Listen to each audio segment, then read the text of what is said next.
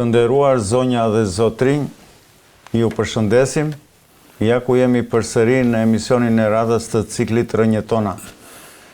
Sot jemi ne të tretë themeluesit e Akademisë Rënjetona dhe iniciatorët e këtij emisioni, është zoti Stefan Pingulli, inxhinier, zoti Sazan Guri, profesor, avokat, inxhinier me shumë titull. Dhe zoti Bala, inxhinier.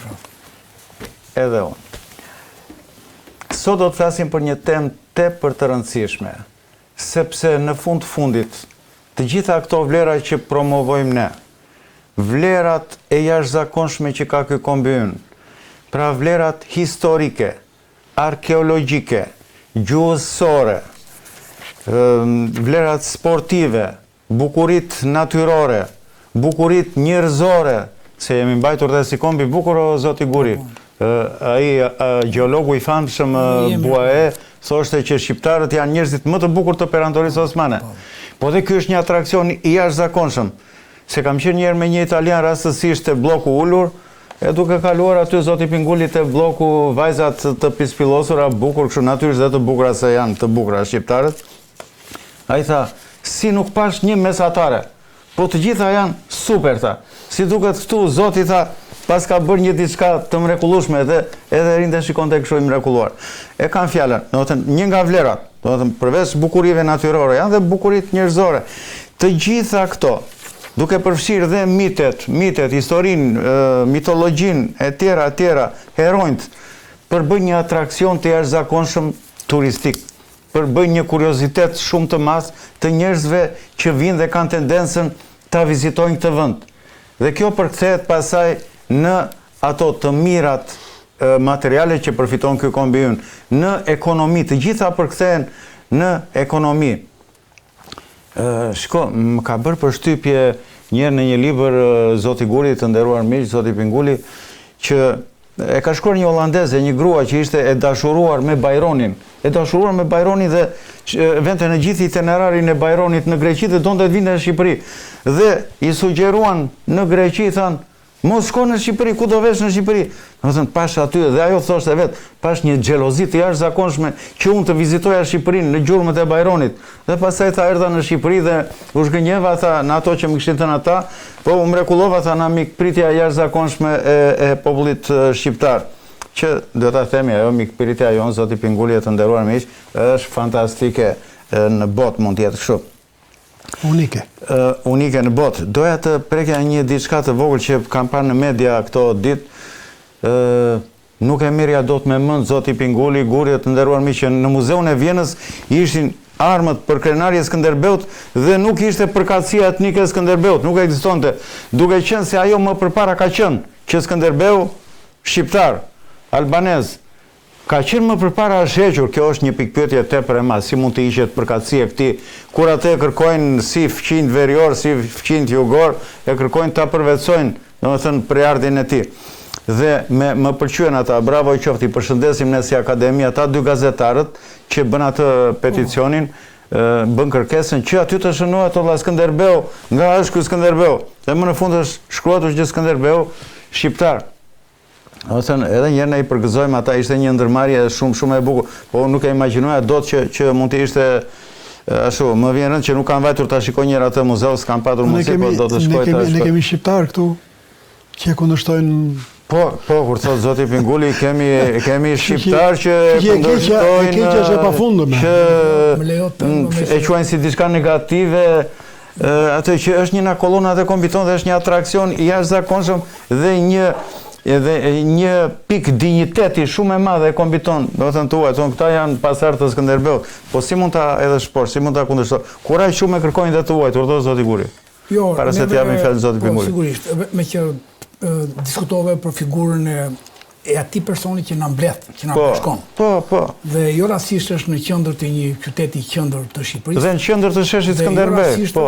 Ai ka sot arrin deri në me 10 rapop, ndoshta ka kaluar dhe qindrën e vendosjes së monumenteve, në gjithë Evropën, në Amerikë, deri në Amerikë dhe Kanada. Po. Partia u vendos në Kërçov. Domthonë pothuajse gjitha qytetet e Shqipërisë ku ka shqiptar kanë simbolikën e këtij burit. Kurse librat janë me mira. Librat janë mirë, janë vepra. Edhe ne si shqiptarët themi jo, nuk e duam, është një super vlerë. Dhe edhe një zë i vetëm, që duket dhe zë serios, po që ka akses në media, mënyrën se si interpreton që unë, opse ne, si akademi, nuk vim thjesht si tifozat Skënderbeu, po vim thjesht me studimet tona që në 100% Skënderbeu ka origjinë shqiptare, si vetë ai, si prindet e tij, si e jema e tij Vojsava, dhe jo Vojslava, që duan të thonë. Nuk ka asnjë rast që emri të emës të shkruar Vojslav. Por Vojsavi që është emër tipikisht shqip. Do bëjmë një temë të veçantë zoti Guri për atë. Por është tepër e rëndësishme se të preva fjalën sepse është dhe një nga atraksionet më të mëdha turistike. Domethënë Kruja dhe Butrinti sjellin numrin më të madh të turistëve në Shqipëri. Kruja në veçanti shkojnë për të parë këtë kështjellën e famshme të Skënderbeut. Që rastisht janë 2500 vepra, qoftë deri në opera, deri në vjeshtra Henry Longfellow, edhe asnjëra për tyre nuk e vën diskutim poema, po prost, nuk e vën diskutim qenin e tij shqiptar. Nuk e vën njeriu në dyshim. Ndërkohë që është saga e forsave të 7 vendeve nordike që ka qenë në librat e fillores apo në sagat e shkollës mirta, shkollave që kanë ata 8 vjeçare, ku mësohet Skënderbeu. Dhe fundit, sepse ne do bëjmë emision kushtuar figuristik, e fundit është që gjitha taktikat sot në NATO apo në shumë vende të tjera diskutojnë taktikat e Skënderbeut. Taktikat e këtij. Pra, aq legjendar, aq i madh ka qenë në strategji dhe në diplomasi. Fantastike. Po dhe një gjë tjetër fantastike para se të japim fjalën zotit Pinguli, 30 sekonda, ishte se një zonjë e madhe në Angli është dashuruar zoti Pinguli, zoti Guri të nderuar miq, është dashuruar në thonjza me figurën e Skënderbeut. Ajo ka lexuar një libër, ka qenë punojse biblioteka, i kanë kërkuar një libër për Skënderbeu, ka thënë kush është ky, mund ta ndiqni në një nga emisionet tona, rrënjët tona, titullohet Një zonjë angleze dashuruar me Skënderbeun. Lexoi librin e parë, ka ngelur me gojë hapur dhe nuk ka lënë më libër, nuk ka lënë më ankant, nuk ka lënë më libra të vjetër për Skënderbeun, nuk ka lënë objekte vula të tij që ka bërë një muze me këto dhe që u ekspozuan dhe këtu në Tiranë, kanë parë, shumë interesante. Dhe kanë thënë, dhe ajo ka thënë, dhe në kundërshtim me dëshirat e propozimeve në Angli që i thonë bëj një muze këtu në Angli, jo ka thënë ajo doja lë trashëgim shqiptarëve sepse ky përket shqiptarëve. Domethënë kjo sa për të ilustruar çka atë që biseduam që parë në Oll zoti Pinguli që tha ka njerëz të çuditshëm që mundohen ta hedhin poshtë këtë lloj figure. Ajo në Anglia ka bërë muze dhe thotë këtë muze doja lë shqiptarëve. Gjithsesi, domethënë sepse kjo është brenda temës sonë të nderuar miq, sepse thash, ajo figurë, ai mit, po është miti i vërtet, nuk është miti i rëm, i Skënderbeut, bën një kuriozitet shumë të madh, një atraksion shumë të madh që përkthehet në turizëm, në atraksion turistik dhe në të mira materiale për vendin tonë. Është pikërisht në temën që kemi për sot, domethënë lidhja e ekonomisë me këto lloj vlerash që ne promovojmë. Zoti Pinguli është specialist i akademisë tonë për këtë fushë dhe ka bërë një libër të jashtëzakonshëm që titullohet Post-tranzicioni dhe dilemat e lirisë ekonomike. Është ky libri i zotit Pinguli, ka bërë një studim tepër profesional dhe tepër shkencor mbi këtë gjë, pra mbi lidhjen e këtyre vlerave të albanologjisë, të historisë, të arkeologjisë në favor të ekonomisë. Po e japim fjalën zotit Pinguli. Ju faleminderit. Problemi themelor është që ne gjatë gjithë kësaj kohe edhe vazhdojmë të merremi, edhe kemi drejt merremi sepse në fund e parë për shkak. Po, mendimin tonë. Po, dashuria për adeun është e pamjaftueshme. Përposa asaj të rrugëve të realizimit të një kombi, thonë ju, në veprën tuaj. E drejt. Okay. Problemi është sepse ne jo vetëm që e duam vendin siç e duan edhe gjithë të tjerët, po mundohemi ta faktojmë të dashuri me aftësitë tona, me mundësitë tona intelektuale, po këto mundësi intelektuale shpesh binë në bariera të pa rregullta. Dhe demokracia ose format demokratike të drejtimit një vendit është një ndihmesë themelore për të vërtetën, sepse legitimiteti, transparenca, gjithëpërfshirja edhe përgjegjësia që duhet të ketë një vend ndaj një problemi është i lidhur sipas disa kolonave të mbështetura botërisht. Unë do doja të thoja që në qoftë se duam të çojmë përpara rrënjët tona dhe nga këto rrënjë të marri zhvillimin trungu dhe nga trungu të degët, duhet edhe të prodhoj sa më tepër fruta. Duhet patjetër që të kthehemi në një realitet shqiptar, që ku i kemi të metat dhe si besojmë ne se këto të meta mund t'i përmirësojmë. Dhe e vërteta është, siç thash dhe siç e kemi thënë në një emision përpara, që ne kemi 4 kolona në të cilët mbështetet e gjithë historia e demokracisë së botës. Legitimiteti, e drejta për të votuar, transparenca, e drejta për të parë të vërtetat në sy, përgjegjësia e shtetit për të përcjell atë që propozon në momentin që merr votën, dhe gjithë përfshirja ku aftësia për t'i përmbledhur të gjithë elementet e një kombi për t'i marrë mendimin. Por unë do desha të kaloja pak edhe në kuptimin filozofik, për arsye sepse në fund të fundit e gjithë kultura që ne duam të përvetsojmë është një etik. Edhe etika ka 2 rrugë, shumë të mëdha. Rruga është një rruga e etikës personale ose individuale, e cila përfitohet nga familja, edhe e cila në përgjithësi ka vlera interesante, por është dhe etika profesionale, e cila në përgjithësi mbyllet nëpërmjet institucioneve, që janë shkollat, që nga shkollat fillore deri te shkollat universitete, dhe së dyti, pika numër më e rëndësishme është institucionet. Ne fatkeqësisht, përveç mbjelljes së shkollave, të cilat edhe këtu kemi pikpyetje të mëdha, sepse në fund të fundit shkollat tona, qoftë fillore, qoftë të mesme, vuajnë nga mungesa e unitetit të së vërtetës. Siç e dini, edhe në shkollat të zakonshme, fëmijët tanë vuajnë nga fakti se marrin libra të ndryshme në shkolla të ndryshme, edhe brenda Shqipërisë.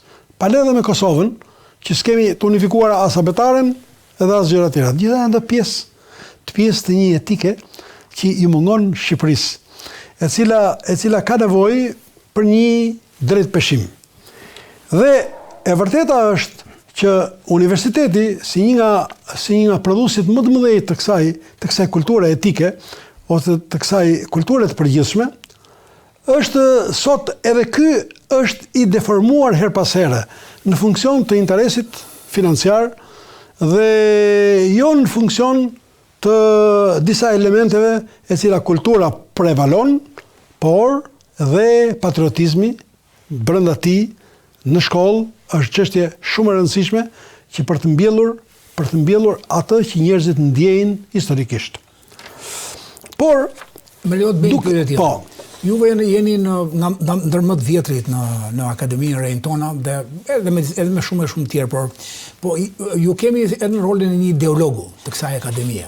Atëherë në vështrimin tuaj, unë kam lexuar librin dhe prandaj duhet të ngacmoj në atë që ju i keni hartuar nga pikpamja e artimit e një libri, të shkrimit, do të thotë që e i qartë ku shkruan. Pra, si e mendoni ju civilizimin e shoqërisë shqiptare? Çfarë vuajmë neve sot? Edhe si mund të shkojmë drejt një civilizimi dhe pastaj drejt një etike sa individuale aq edhe etike kombëtare? Janë pra dy rrugët kryesore. Unë po them disa shprehje të cilat janë shumë të rëndësishme. Nga këndvështrimi etik, parat për shembull janë shërbëtorët më të mirë të njerëzit. Por, nga ana tjetër, janë dhe këshilltarët më të këqij. Domethënë, elemente të tilla janë pothuajse kudo. Eksperienca tregon se 3 aktorët, treg, shtet dhe shoqëri civile duhen kombinuar për të garantuar sjelljen etike në një ekonomi apo sistem financiar të dhënë. Është e rëndësishme se sfidat në fushën etike qëndrojnë në instalimin e etikës së përgjithshme, e cila instalohet nëpërmjet 2 rrugëve, në rrugën e edukimit shkollor dhe në rrugën e ndërtimit të institucionit akademik, i cili në fundit është një institucion që dikur në kohën e jo demokracisë, në kohën e socializmit, ishte i shpërndar, kurse ne themi që ai duhet jetë i unifikuar si një institut nacional i cili të përmbledh shumë formësh, i cili të përmbledhi të gjithë format e drejtimit që nga ekonomia deri te albanologjia, duke futur brenda edhe jurisprudencën, edhe elemente të tjera. Këto elemente na bëjnë që ne të mendojmë se në qoftë se duam të shkojmë përpara, ne duhet që këtë institucion, që është institucioni më i rëndësishëm nga pikpamja shoqërore për të mbjellur këtë etik, duhet patjetër ta organizojmë në mënyrën sa më të mirë. Ne duhet të ftojmë Akademinë e Shkencave për të qenë një senat i këtij institucioni të madh. Duke qenë se ata kanë një farë eksperiencë dhe kanë ca njerëz me kulturë, të cilët mbase duhen skartuar një pjesë, të cilët kanë vlera pas kanë vlera, dhe ky senat duhet të jetë mbi këtë institucion i cili sigurisht do ketë njerëzit më me vlerë, dhe këta njerëz jo vetëm do jenë njerëzit më me vlerë të përzgjedhur nga ky senat në gjithë Shqipërinë, por mund të ftohen dhe shqiptarë nga bota, duke u afruar me interesat e tyre ekonomike, se në fund jeta është ekonomi. Nga kjo pikpamje, unë them se ndërtimi i këtij institucioni, ky do të ishte një parlament shkencor, i cili do të jepte mundësinë ligjvënësve që të merrin vendime sa më të vëmendshme. Për shembull, në kuadrin politik, kemi marrë vesh, ju e thatë zoti Fredin, duket para që Greqia pas ka bërë, edhe kohët e fundit, nuk pa themi që ne kemi bërë libra për këtë punë, por ka bërë një verimtari juridiko-politike, se e ndjen që ne po hymë në Europë, për shembull, edhe duke qenë se para se hyrjes në Europë, ajo do të marrë një pozicion të caktuar në lidhje me pozicionin e detit dhe pozicionin e këtyre. Ama, një institucion i tillë, i përqendruar, i cili ka brenda shkencëtar, i cila ditë thot fjalën juridikisht dhe shkencërisht, ku të mbështetet fort dhe nga shteti, do kishim një tjetër vështrim. Ne nuk mund të presim tash se ç'mund na bëjnë gjyqje ndërkombëtare. E përshembullova këtë vetëm për të thënë që çfarë nevoje kemi ne për të stabilizuar në atë shkallë që njohim. Kërkoj le 10 sekonda. Patjetër. Ta bëjmë si në formë të diskutimi. I bëjmë një sugjerim modest ministres jashtme që ka një takim në datën 16 mos gaboj me ministrin Gjera Petritis, grek, në ambiemri duket dhe origjina e tij. Po duke ditur që jemi në stadet e fundit të finishit, ku finishi është Bashkimi Evropian, dhe ndoshta tani, ajo ideologjia e këtyre fqinjve tanë është ajo KCK-ja tani, të kapim çat kapim, dhe duke na vënë dhe kushte që do të marrim këtë se kemi veton, na bëj këtë se kemi veton. I bëjmë, thash, në emër të Akademisë një sugjerim modest, ministre son, mos të nxitohet në çështjen e detit. Çështja e detit zgjidhet me komoditet të madh dhe në kuadrin e Bashkimit Evropian kur t'jemi atje. Jo tani nani këto ju sepse që na jepni veton tuaj. Nuk e duam atë veto me si tregtari i Venedikut që i thanë atij do të shkëpusim një pjesë na mishin na trupi jot. Nuk mund të jetë si kusht, si kondicion që pranoni kushtet tona të detit, sepse marrëveshja e parë ishte shumë skandaloze me minus 350 km/h për Shqipërinë, po dhe marrëveshja e dytë që u bë gati, prap fitoi 50 km në lidhje me marrëveshjen e parë, me sa di unë, qofsha e gabuar. Dhe ajo është pezull. Po pezull janë, siç ka thënë zoti Guri, që ka bërë një libër për këtë. Po pezull janë me 10 vjetë, nuk e di, Slovenia me Italinë, me Kroacinë, janë shumë pezull, shumë marrëdhënie të tilla për kufi detar. Ajo mund të ngelet dhe mund të shqyrtohet me qetësi. Nuk duam ne as ti rëmbejmë atë që s'na takon tjetrit, po as mos t'i japim atë pjesën që na takon ne. Ne duam që të vendoset një drejtësi, po drejtësia nuk mund të vendoset me kondicione që ne s'japim atë, posna dhe këtë.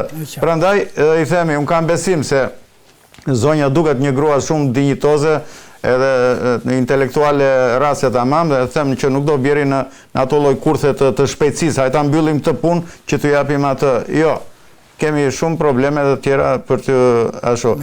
Edhe 10 sekonda të tjera, meqense përmendëm fëmijët tanë Ygor që u bën aq shumë xheloz, që do vinte ajo simpatizantja e Bajroni, do vinte në Shqipëri, po mos u ngelet shefit e këtyre fëmijëve verior, zoti Gure, të nderuar miq, sepse pash në media që një sërb shante të gjitha hotelet e Shqipërisë.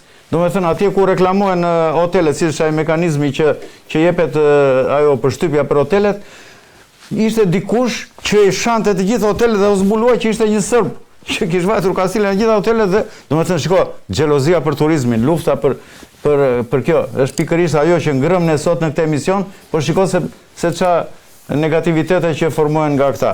Urdhë zoti Guri. Jo, unë para se të bëja pyetjen e tretë për zotin Pingulli, mos duhet një mjedis politik në këtë rast, më i përçartur për të arritur ke ajo që quhet etikë personale, individuale, etikë qytetare, etikë kombëtare. Pra, para se të bëja këtë pyetje, ose ju, zoti Pingulli, mund edhe ta frymsoni në mendimin tuaj, do t'i përgjigjesha shkutër kësajt. Edhe do t'i bëja thirrje gjithë qytetarëve shqiptar, që ka ardhur koha për të qenë shumë herë më i vëmendshëm se sa 100 vjet apo 200 vjet më përpara. Sepse atëherë historia ecë me dekada për shkak të mungesës së këtij informacioni kaq të shpejt sot.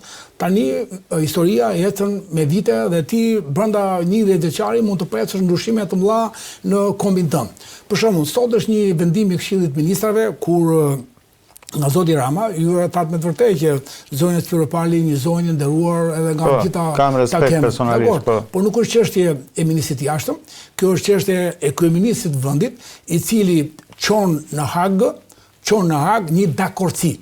Ndërkohë që ka me 10 konflikte të tilla në botë, me përjashtim të rastit Afrik-Madagaskar, që ka shkuar në Hag, nuk ka rast të dytë Haga që diskutoi kufi të tillë që janë marrëdhënie me njëri tjetrin në mënyrë jashtëzakonisht të zgjidhshme apo paqësore, apo me konfliktin që mund të jetë koha shëruesi më i mirë. Pra, atyre që bëhet juve, s'ka pse shkon në Hag. Po, s'ka pse citohemi. Kjo është hira e parë. Nuk mund të na i vënë si kusht. E dyta, vetë konventa UNCLOS, United Nations Boundary of the Sea e tjera, nuk është detyruese, nuk është obliguese për shtetet që detyrimisht ku ka një mosmarrëveshje të shkojnë të paraqiten në Hag. Jo, tjetër, shteti grek ka një autoritet të padiskutueshëm si shtet detar, si shtet arkipelag që quhet, ka autoritet dhe njerëz të padiskutueshëm edhe në përfaqësinë e Hagës, Ministri Deti. Ndërkohë që ne nuk i kemi. Tjetër, që Haga është guri i fundit, që ti nuk përçon një mosmarrëveshje, po ti përçon një dakordsi. Ti ke rënë kur ai e bëri nga 6 në 12, ti re dakord 1 minutë më pas.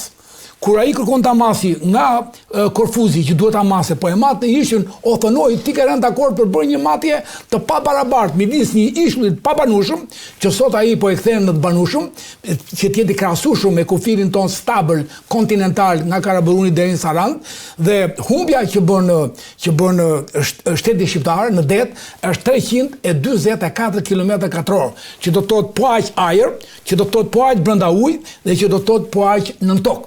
Dhe sot, pikërisht sot ditë, shteti grek është duke shpuar, ku ka qenë një artikull pikërisht në emër të akademisë, po ka qenë timi personal duke njohur zonën Naftkacmajse, ai shkon me i pusë përballë Marës, ku ai vë kufirin e vet para se shkojnë në Hag.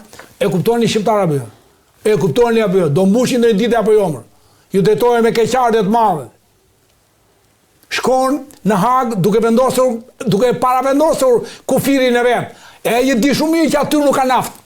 Sepse nafta është më në jug, aty rrotull Korfuzit, po jo përballë Marës. Pa ai kërkon le të humbasi një pus, por ai kërkon të vendosi piketën e zonës ekonomike ekskluzive që ai drejtohet Hagës. Punson edhe ja 2-3.000 apo 5.000 nga këta që janë pjesa e komuniteteve ose të varfra ose që duan të ndihen. Po ka dhe një ligj që është 840 nisë 7 dhjetor të vitit kaluar, ku thotë si ndihesh, edhe ti nëse ndihesh sot janë 190.000 shqiptarë të Shqipërisë Jugut, të cilët ndihen grek. Dhe greku nuk është gjë tjetër veç një shtet që kërkon pa punë, pa mbarim, pa u lëkundur aneksim të tokave shqiptare. Epiri i veriut nuk ekziston kur, nuk ka hartë që të quaj North Epirus. Në gjitha rastet nga kohë e Trojës 3200, ne kemi, jo unë, por ne kemi rreth 600 harta, kur nuk përmendet deri 1820, nuk përmendet kur fjala grek, kur shtet grek.